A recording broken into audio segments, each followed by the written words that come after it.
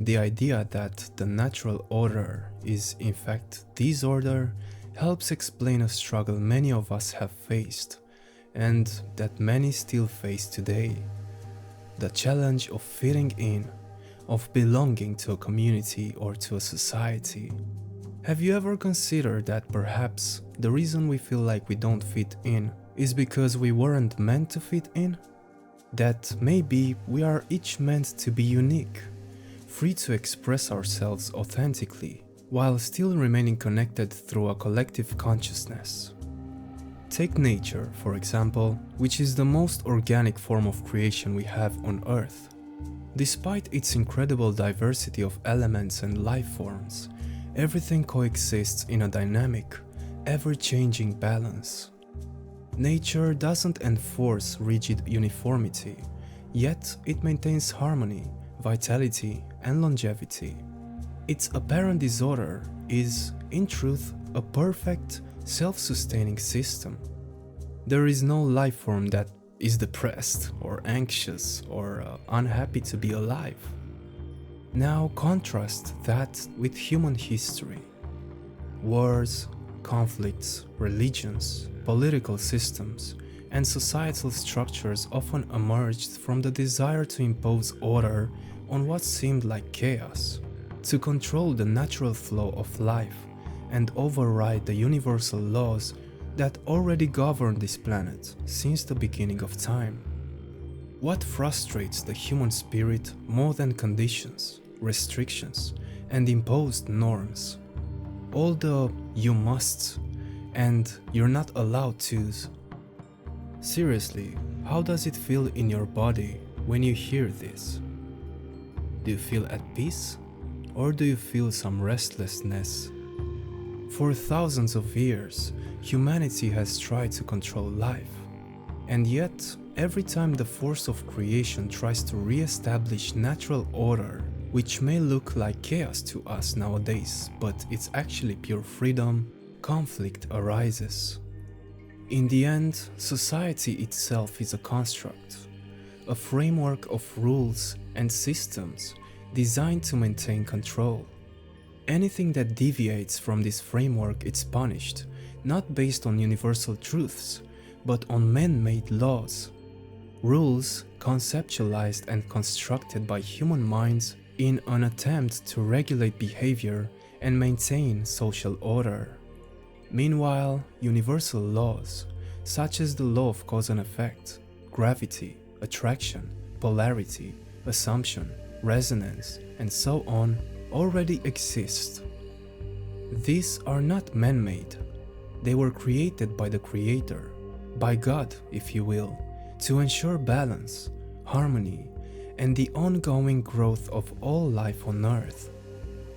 When humans began establishing their own legal systems to govern societies, they unknowingly created a barrier between themselves and nature. In doing so, they drifted further from the Creator and from the universal laws, because they have lost touch with nature, the only living inspiration that reminds us about the natural order and the universal laws.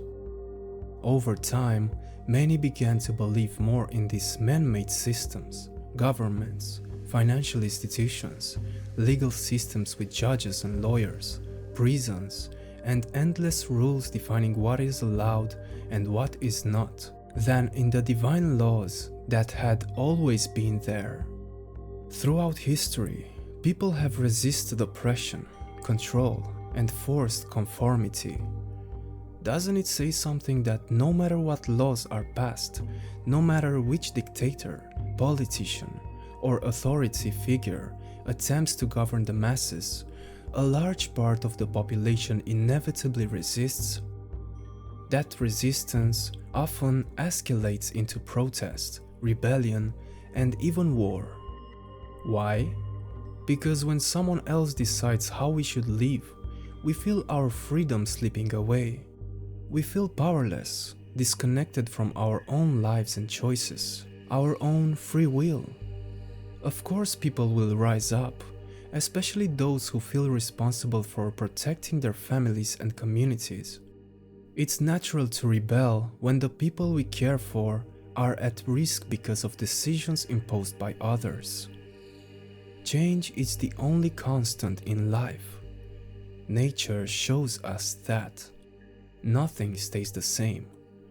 Every leaf, flower, animal, rock, mountain, river, and plain is unique.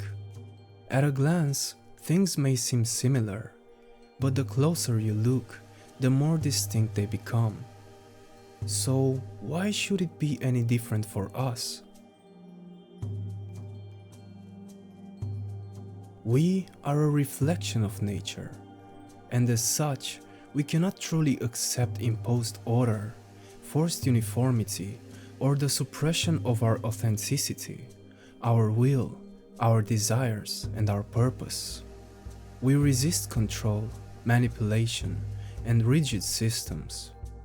History is filled with battles fought in the name of freedom, equality, and the right to live authentically.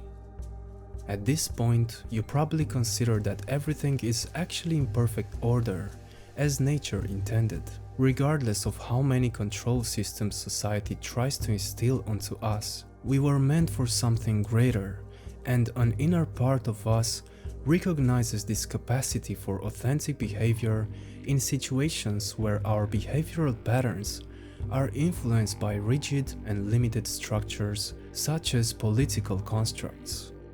A society which is evolved from a mental and spiritual point of view does not need laws and limiting beliefs. Maybe the capacities we hold internally and our inner potential, the voice which always whispers to us to go beyond, to be something greater, that voice which calls us to be a greater version of ourselves has been dumbed down by a society which does not recognize anything other than limits. Maybe not because of willingness, but because of fear of the unknown. Going into the unknown, doing things differently, experimenting and playing around with our limitless inner potential may at times be challenging from a mental point of view for rigid structures, because we are instructed to seek comfort from our very first steps into this world. And that means that chasing growth, going into the unknown, as well as discovering new and unique ways to express ourselves by holding a different perspective than others, may require someone who encounters this type of behavior to go through uncomfortable situations. Truly, we are not created by nature to fit in. We were created to be unique and to discover and allow our infinite potential to be expressed through ourselves in a marvelous way. And society may at times try in all possible and impossible ways to make us fit in. That may make us feel that we are broken, that we are wrong, a subtle feeling like we are not enough. When we do not fit in structures that are unnatural, we could ask ourselves and try to be as honest as possible with ourselves. Is this really my fault and my failure? Or I might be simply different, and my different nature may not fit in from a natural point of view into a default structure, which is artificial and unnatural. Maybe the problem is not our incapacity to fit into society's order.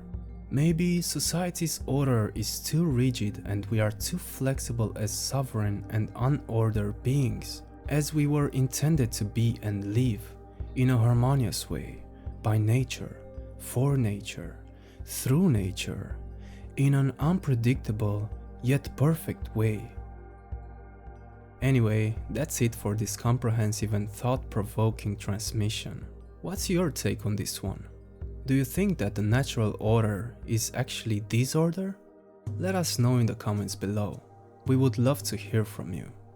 And until next time, remember, the journey is ahead, never behind.